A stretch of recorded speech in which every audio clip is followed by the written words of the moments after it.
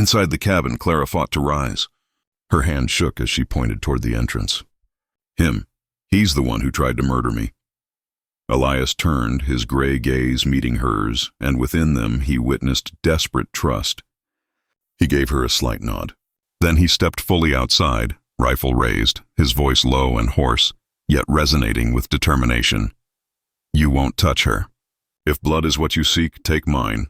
That statement ignited the air like flame to tinder. The broker shouted a command. Gunfire exploded, bullets cutting through air and crashing into wooden walls. Elias dropped, rolled across the porch, and returned fire. His first shot toppled a rider from his mount, sending the animal into screaming panic. Gun smoke filled the atmosphere. The cabin trembled under the bullet storm. Inside, Clara pressed against the wall, her fingers clutching bed linens, eyes locked on the silhouette of the solitary man battling a pack of savage beasts outside. The entire prairie held its breath, and Elias Boone knew this was the fight that would determine survival, not just his own, but for the woman he'd saved from the noose just one night before. Gunsmoke covered the dusty red ground before the cabin. Each bullet sliced through morning air, mixing with horses' shrill cries and men's shouts, creating chaos's symphony. Elias Boone, his scarred back pressed low behind decaying wooden cover, fired his rifle with controlled breathing and lethal accuracy. One gunman barely emerged from behind a boulder before a bullet found his forehead. He toppled backward, eyes still open, gazing at sky as blood-soaked earth. Two others rushed the front entrance, yelling and shooting wildly. Elias retreated, reloaded, then burst through a side window, delivering two precise shots.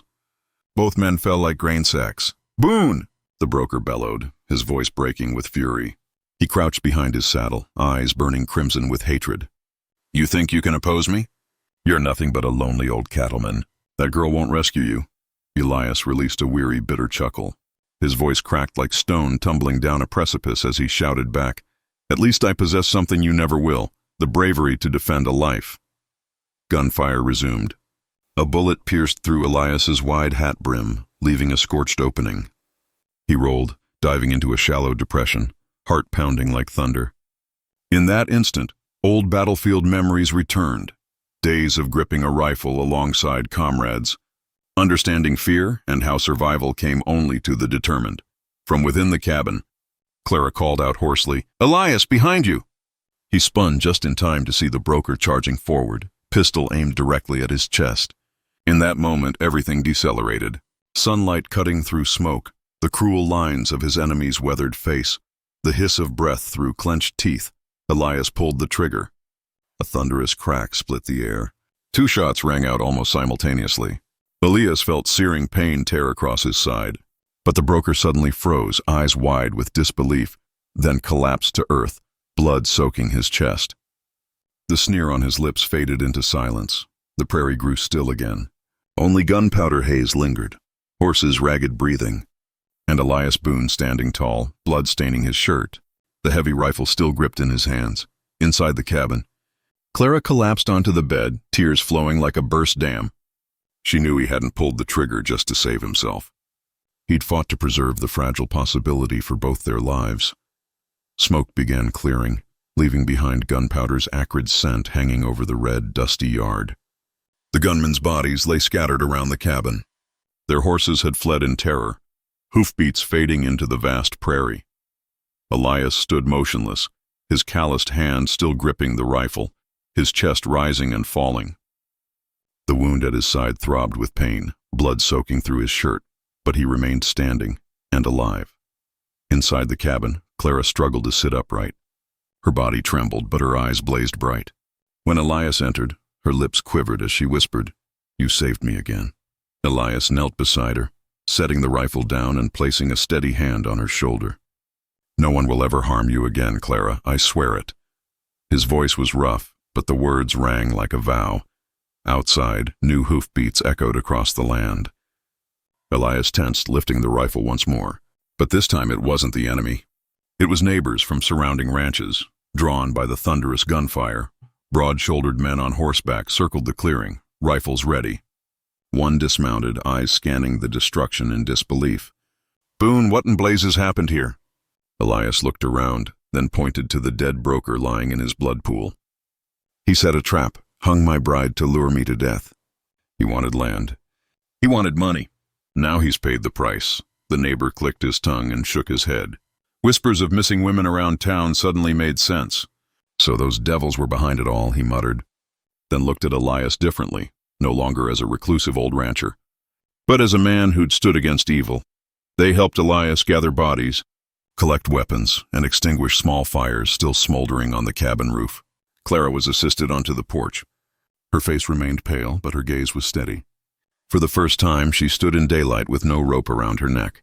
Elias sat on the front step, blood still seeping from his side, but his heart felt lighter than it had in years. Clara gently rested her head against his shoulder and whispered, "You didn't just save my life. You saved everything I am." Elias squeezed her hand softly, his gray eyes catching the morning sun's glow. He knew without doubt this cabin would never be empty again. Clara was now part of his destiny, and he would protect her until the end. Dawn finally arrived, golden light spilling across the prairie after a long night shrouded in gun smoke. Elias Boone's cabin still stood, its wooden walls riddled with bullet holes, the roof tilted but holding firm, just like the man himself. Weathered, wounded but unbroken. Clara sat on the front step, an old blanket wrapped around her shoulders. Her eyes still held traces of pain, but within them now gleamed a spark of light. Her hand gripped Elias's, trembling but certain, as if holding tight to the path he'd carved for both of them. Elias gazed toward distant fields where red dust was slowly fading in the morning sun. All winter he'd waited alone, hoping a bride would come, someone to hold on to through his remaining days. When that door opened, he saw death hanging in that small room. He thought his hope had turned to ash. But in that moment of despair, he found something that war and loss had stolen from him long ago, a reason to continue. The woman sitting beside him wasn't just the bride sent by a corrupt broker. Clara was proof that even in the wild heart of the West, there were still lives worth saving. Sometimes a single act, cutting a rope, preserving a fragile breath, could be enough to change fate's course. A neighbor returned and placed a hand on Elias's shoulder. "You did right, Boone. Folks will remember this night. No one will look down on you ever again." Elias only nodded, his eyes fixed on the rising sun. He knew he hadn't yet found a perfect home, but he'd discovered something deeper, a truth that echoed louder than any bullet. The West doesn't grant happiness to those who wait in silence. It only gives it to those who stand up, who protect, who love, even when death lurks nearby. Clara rested her head gently on Elias's shoulder, her eyes closing in a rare moment of peace. Elias sat upright, one hand resting on the old rifle across his knees. Their shadows stretched long across the ground, mingling in morning light. In that quiet moment, Elias whispered as if speaking only to himself, "Joy doesn't come from what we desire, but from what we dare to hold on to with compassion and bravery. The unforgiving West has taught me this. Happiness doesn't come from waiting. It comes from the moment we dare to stand and protect life. Sometimes it's as simple as cutting a rope. Sometimes it means aiming a gun at evil. But it's that courage that transforms loneliness into a home and despair into hope. At last, I just want to live a joyful, peaceful life. Thank you, my friends. Now tell me what you felt while listening to this story. Leave a comment below. Press the like button if this tale moved you. And don't forget to subscribe to the channel to catch the next thrilling story from the Wild West. The three riders approached with the measured pace of men confident their quarry had nowhere to flee. Iris's grip on Sawyer's arm intensified, and he could feel the tremor in her fingers despite her efforts to maintain composure. The lead rider was a tall man with silver hair and expensive clothing that marked him as someone accustomed to having his way. His companions flanked him with the easy confidence of hired muscle.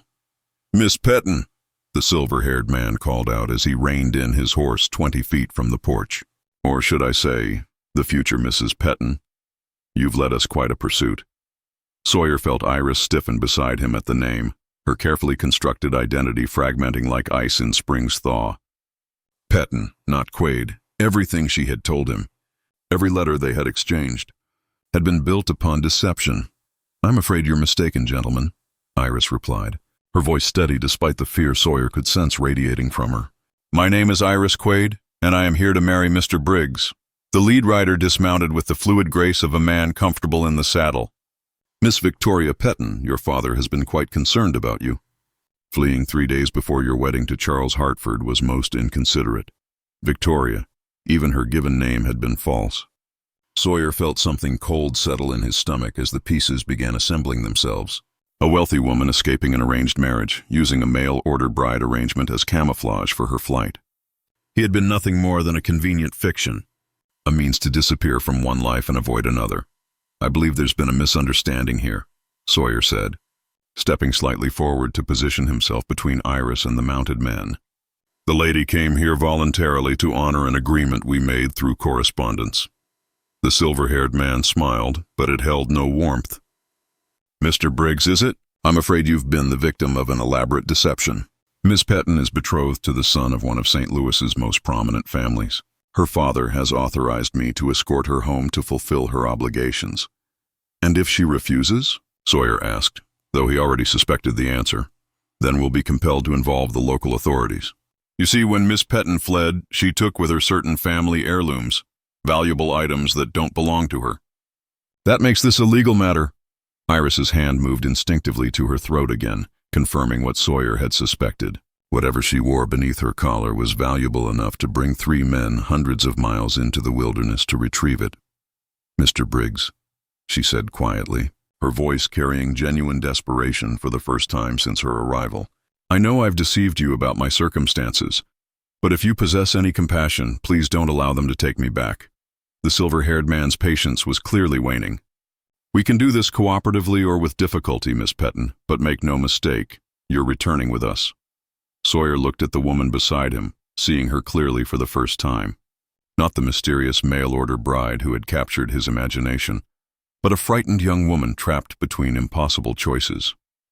Whatever she had done, whatever she had taken, she had risked everything to escape a life she couldn't bear to live.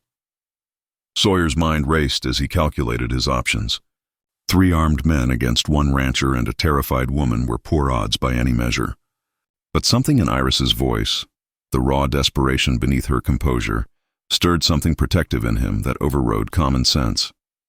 "Gentlemen, I'm going to have to ask you to leave my property," he said, his voice carrying more confidence than he felt. "Miss Quaid came here freely, and she's free to stay or go as she chooses." The silver-haired man's expression hardened. "Mr. Briggs, you're making a grave mistake. This woman is a thief and a fugitive from her lawful obligations. Harboring her makes you an accessory to her crimes." "What crime?" Sawyer demanded. "Running away from a marriage she didn't want? Last I checked, that wasn't against the law in any territory." One of the mounted men moved his hand closer to the revolver on his hip, the gesture casual but unmistakable. Sawyer kept his own hands visible and steady, knowing that any sudden movement could turn this confrontation deadly. "The jewelry she stole belongs to the Hartford family," the leader continued. "A necklace worth more than your ranch and everything on it. Return it now, and we might be willing to overlook your involvement in this affair." Iris stepped closer to Sawyer, close enough that he could feel the warmth of her body against his arm. Despite everything she had put him through, despite the lies and deception, he found himself oddly comforted by her proximity. When she spoke, her voice was barely audible, meant only for his ears. "It was my mother's necklace," she whispered. "Charles Hartford's father demanded it as part of the marriage contract. It's the only thing I have left of her." The silver-haired man dismounted completely, his patience finally exhausted. "Miss Petton, you have exactly 1 minute to retrieve that necklace and come with us voluntarily. After that, we'll take whatever measures are necessary." Sawyer felt Iris trembling beside him, her earlier composure completely shattered. In that moment, he made a decision that would change everything. Maybe it was the way she had looked at him when she asked for help, or maybe it was his own stubborn refusal to be bullied on his own land. Either way, he stepped fully in front of her, shielding her from the 3 men. "The lady stays here," he said firmly. "If you want her, you'll have to go through me first." The lead man's hand moved to his own weapon. "That can be arranged, Mr. Briggs, though I suspect you'll find it a short and unpleasant experience." But before anyone could draw, Iris stepped out from behind Sawyer's protection. With trembling fingers, she reached beneath her collar and withdrew a necklace that caught the afternoon light like captured fire. Even from a distance, Sawyer could see that it was extraordinary, the kind of heirloom that represented generations of wealth and history. "This is what you came for," she said, holding it up so all could see. "But understand this. My mother wore this necklace on her wedding day, and her mother before her. It represents love freely given, not sold like cattle at market." The silver-haired man's eyes fixed on the jewelry with obvious satisfaction. "Miss Petton, you're being overly dramatic. Marriage is a business arrangement between families. Love is a luxury few can afford. Then perhaps," Iris said, her voice growing stronger with each word, "it's time I learned to live without luxury." Before anyone could react, she hurled the necklace as far as she could into the scrub brush beyond the corral. The precious heirloom disappeared into the thorny undergrowth with barely a sound, leaving 4 men staring in shock at the spot where a fortune had just vanished. The silence that followed was broken only by the sound of wind through the scrub brush where the necklace had disappeared. The silver-haired man's face transformed from smug confidence to raw fury, his carefully maintained composure cracking like a dam under pressure. "You foolish girl," he snarled, dismounting and taking several steps toward the thorny undergrowth. "Do you have any idea what you've just done? That necklace was worth more than most men see in a lifetime." "I know exactly what I've done," Iris replied, her voice steady now with the conviction of someone who had finally taken control of her own fate. "I've made it impossible for anyone to use my mother's memory as currency in their business arrangements." Sawyer watched the exchange with growing admiration for the woman beside him. Whatever her real name, whatever lies she had told, she had just sacrificed a fortune for the principle of not being bought and sold like livestock. The 2 mounted men were already scanning the area, calculating how long it would take to search through acres of dense brush and thorns. "You'll spend the rest of the day searching that scrub," Sawyer said quietly. "Maybe longer. And even if you find it, you'll be doing it as trespassers on my land." The leader's hand hovered near his weapon, his anger making him reckless. "Mr. Briggs, you've involved yourself in something that's none of your concern. Miss Petton has obligations that extend far beyond her personal preferences." "Maybe so," Sawyer replied, his own hand moving casually to rest on the rifle leaning against the porch post. "But right now she's under my protection. And I don't take kindly to armed men threatening women on my property." The standoff stretched taut as a wire. 4 people frozen in a moment that could explode into violence with the slightest provocation. Then one of the mounted men spoke for the first time, his voice carrying the weight of practical experience. "Boss, that brush stretches for miles. Could take us weeks to search it proper, and no guarantee we'd find anything smaller than a saddle. Maybe we should consider other options." The silver-haired man's jaw worked silently as he weighed his choices. Finally, he stepped back toward his horse, his movement stiff with barely controlled rage. "Miss Petton," he said, his voice cold as winter steel, "your father will be most disappointed to learn of your decision. As will Mr. Hartford. They both have long memories and considerable influence." "Then they'll have to learn to live with disappointment," Iris replied. "I've certainly had enough practice at it myself." The man mounted his horse with sharp, angry movements. "This isn't over. Your father knows where you are now, and he has resources beyond what you can imagine. Enjoy your freedom while it lasts." As the 3 riders turned to leave, the leader called back over his shoulder, "Mr. Briggs, you might want to consider whether protecting her is worth the trouble it's going to bring to your door." The sound of hoofbeats faded into the distance, leaving Sawyer and Iris alone in the gathering dusk. She stood perfectly still, staring at the spot where the necklace had vanished, and for the first time since her arrival, she looked genuinely vulnerable. "I'm sorry," she whispered. "I've brought you nothing but trouble. And you don't even know who I really am." Sawyer turned to face the woman who had been Iris Quaid for exactly 1 afternoon and Victoria Petton for the rest of her life. In the fading light, her beauty seemed less overwhelming and more human, marked by exhaustion and the weight of decisions that had cost her everything she had once known. "I reckon I know enough," he said quietly. "You're a woman who threw away a fortune rather than be forced into a marriage you didn't want. That tells me more about your character than any name ever could." She looked up at him then, and he saw tears threatening at the corners of her eyes. "You don't understand. My father won't give up. Neither will the Hartfords. They'll come back with more men, legal papers, whatever it takes. They'll destroy you for helping me. Let them try." Sawyer's voice carried the quiet confidence of a man who had survived droughts, floods, and every other hardship the frontier could offer. I've been fighting this land for respect every day since I got here. Fighting men won't be much different. Why? The question came out as barely more than a breath. Why would you risk everything for someone who lied to you about who she was? Sawyer considered the question, his eyes moving to the spot where she had hurled away her inheritance. Maybe because I've spent enough time alone out here to recognize courage when I see it. And maybe because I know what it's like to feel trapped by other people's expectations. The truth was more complicated than that. But he wasn't ready to examine too closely the way his chest had tightened when she had asked for his protection, or how natural it had felt to step between her and danger. She had arrived as a stranger based on lies, but somehow in the space of a few hours, she had become something more. What were you trapped by? She asked, genuine curiosity replacing the fear in her voice. People thinking I'd never amount to anything because I wasn't born to it, Sawyer replied. This ranch was scrubland that nobody else wanted.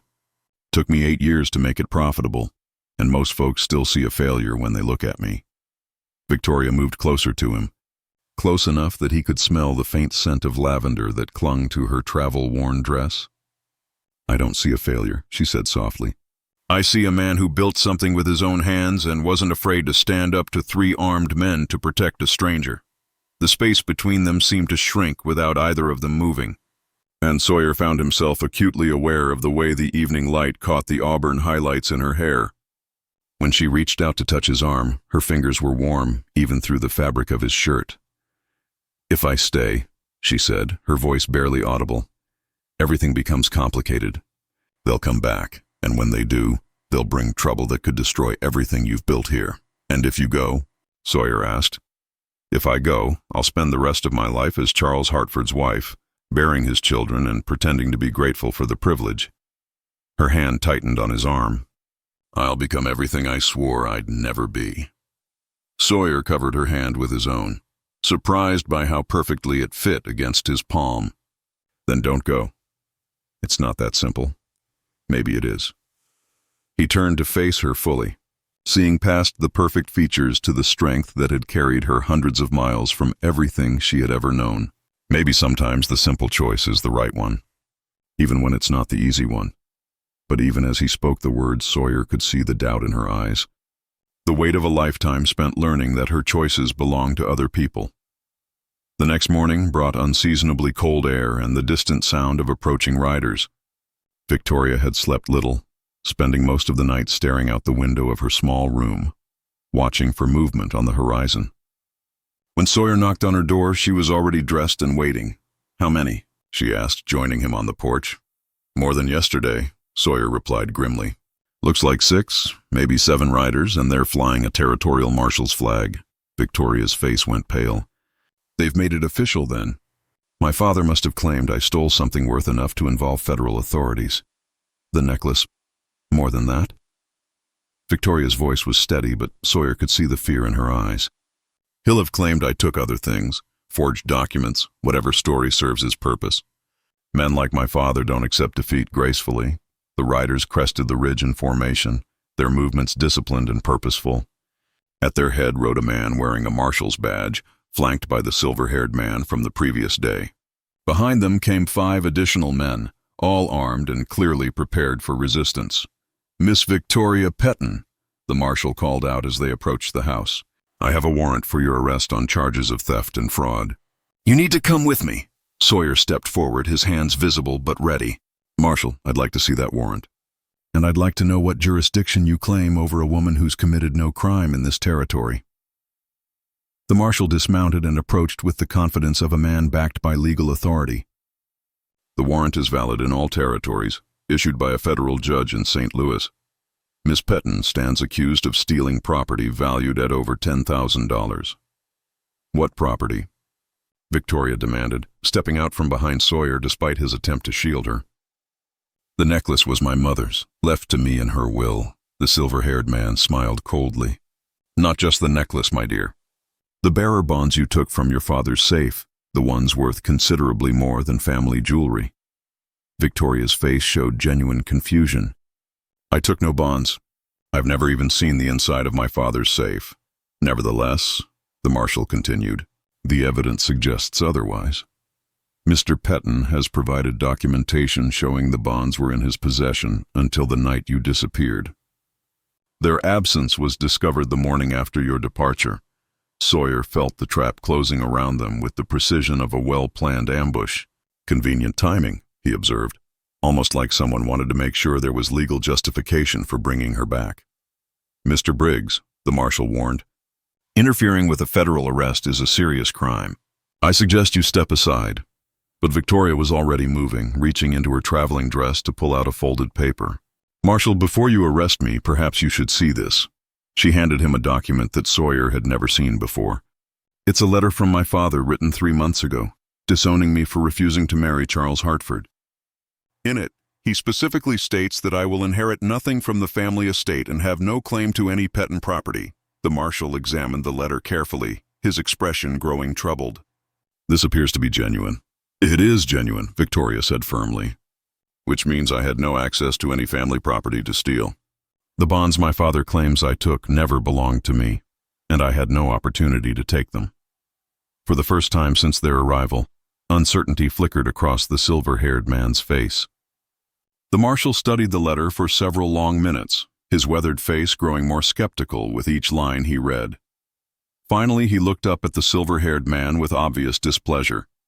Mr. Thornton, this document raises serious questions about the validity of the charges. If Miss Petton was legally disowned before her departure, she would have had no access to family property. Thornton's composure finally cracked completely. Marshal, you don't understand the complexities of this situation. The girl is manipulative, probably forged that letter herself. The paper is 3 months old. The marshal replied coldly. The ink has aged naturally, and the seal appears authentic. Unless you're suggesting Miss Petton planned this entire scenario months in advance. Sawyer watched the exchange with growing satisfaction, finally understanding the full scope of Victoria's intelligence. She hadn't just run away from an unwanted marriage. She had prepared for the inevitable pursuit with the thoroughness of someone who understood exactly how ruthless her opponents could be.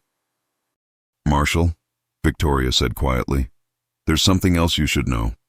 The night before I left St. Louis, I overheard my father and Mr. Hartford discussing their plans to claim I had stolen the bonds, regardless of whether I actually had.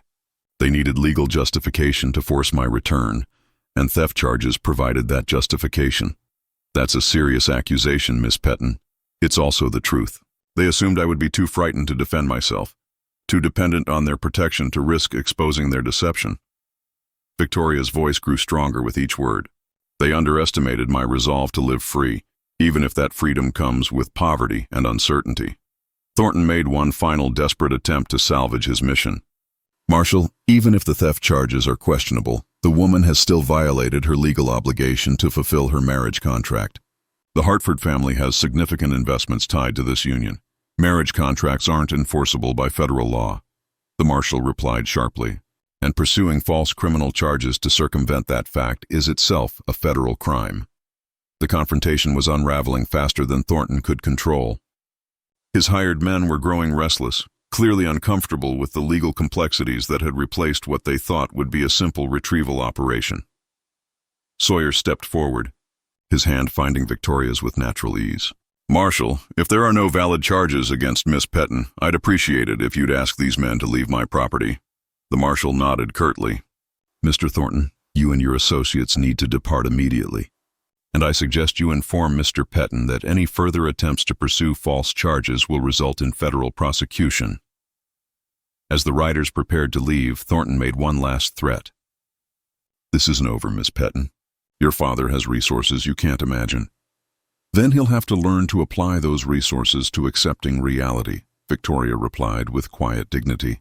I am no longer his daughter to command or his property to dispose of as he sees fit.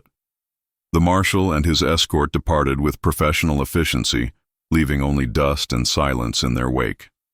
Victoria stood perfectly still for several moments, as if she couldn't quite believe that her gamble had succeeded. How long have you been planning this? Sawyer asked, genuine admiration in his voice. Since the day I turned 18 and realized my father intended to trade me like livestock, Victoria replied. I spent 2 years gathering evidence, saving money, and preparing for the day I would finally have the courage to leave. Sawyer turned to face her fully, seeing not the mysterious mail-order bride who had stepped off the stagecoach, but the remarkable woman who had orchestrated her own liberation with patience and intelligence. "So what happens now?" he asked. Victoria looked around the ranch that had become her sanctuary, then back at the man who had risked everything to protect her.